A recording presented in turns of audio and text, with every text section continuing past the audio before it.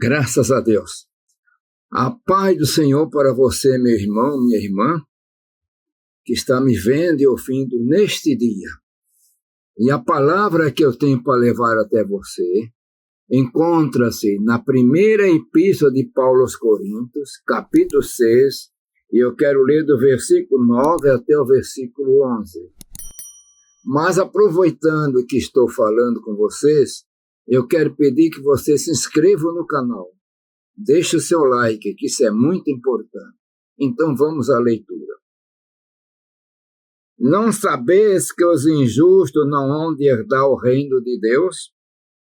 Não erreis, nem os devassos, nem os idólatras, nem os adúlteros, nem os efeminados, nem os sodomitas, nem os ladrões, nem os avarentos, nem os bêbados, nem os maldicentes, nem os roubadores herdarão o reino de Deus. E é o que alguns têm sido, mas haveis sido lavados, haveis sido santificados, haveis sido justificados em nome do Senhor Jesus e pelo Espírito do nosso Deus. Meus irmãos, Paulo estava escrevendo à igreja de Coríntios. Praticamente essa igreja, ela foi iniciada com Paulo, e Paulo passou ali um bom período. E nós olhamos agora um detalhamento de como era a população que estava em Coríntios. Corinto era uma cidade que tinha 2 portos. Fazia parte, estava incluído na cultura grega, então era chamado também Acaia, porque os aqueus eram uma tribo formadora da raça grega, segundo se consta, era formado por 4 grupos importantes, né? Então, a cidade era muito corrompida, naqueles dias era uma coisa terrível.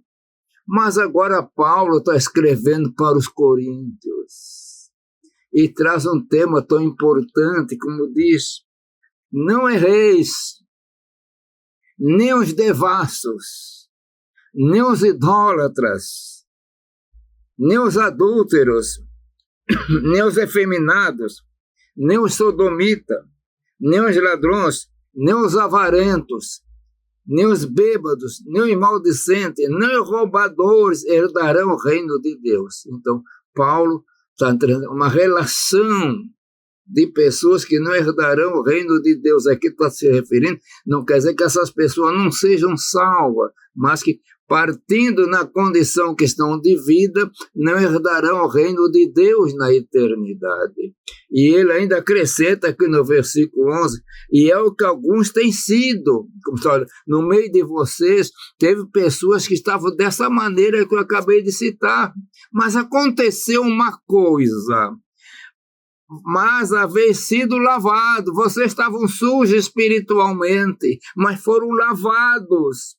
Mas haveis sido santificados, fostes justificados em nome do Senhor Jesus. Então, meus irmãos, o poder do Evangelho, então, lavou espiritualmente, é o poder do sangue purificador, meus irmãos, do Senhor Jesus.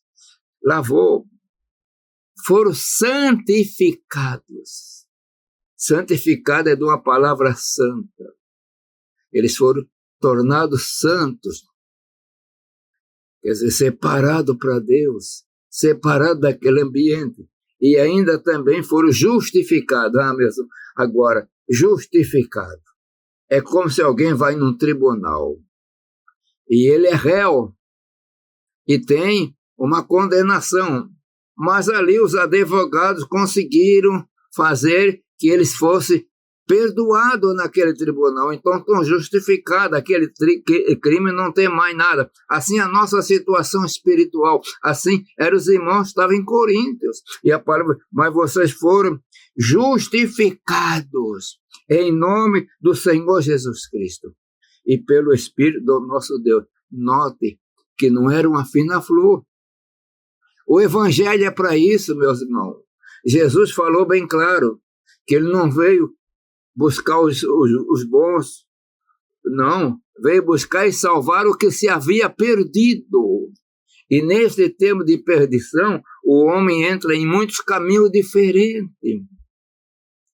E a igreja que estava em Corinto, de um modo geral, era composta também de muitos servos. Era a cultura grega daqueles dias, coisa tremenda. Mas o grupo que estava na igreja era um grupo diferente. Eles foram lavados, deram um banho, foi purificado no nome do Senhor Jesus Cristo. Eles foram santificados. Então o Senhor santificou, separou. Agora vocês não fazem mais parte daquele grupo. E também tem uma coisa, foram justificados. Quer dizer, Deus perdoou por causa de Jesus. Meus irmãos, o Evangelho é o poder de Deus. O Evangelho penetra de uma maneira poderosa, transformando. E nós temos que pregar o Evangelho. Por isso que a sociedade que nós vivemos, o mundo que nós chamamos o cosmos, essa ordem social que não é de Deus, está fora do plano. Eles não querem que pregue o Evangelho. Eles procuram dificultar tudo. E hoje em dia estão procurando até deteriorar, desmistificando certas coisas. Mas nós temos que pregar o Evangelho. Prega o Evangelho. Não é você, não sou eu que vamos salvar as pessoas, mas é a palavra que vai penetrando. Lá em Corinto tinha esse problema difícil assim.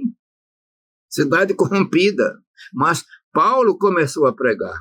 Durante vários tempos pregou na sinagoga, depois começou a pregar em outra casa, e muita gente foi ouvindo, e vai ouvindo o Evangelho, vai se transformando. É igual você tem um punhado de semente, se você pegar essa semente, botar num vidro e fechar, fica a vida todinha ali, não gera nada. Mas se você jogar essa semente na terra, a umidade da terra vai fazer ela produzir. Então, o Evangelho é semente. E você tem semente na sua mão, meus irmãos. Tem semente, é pregar.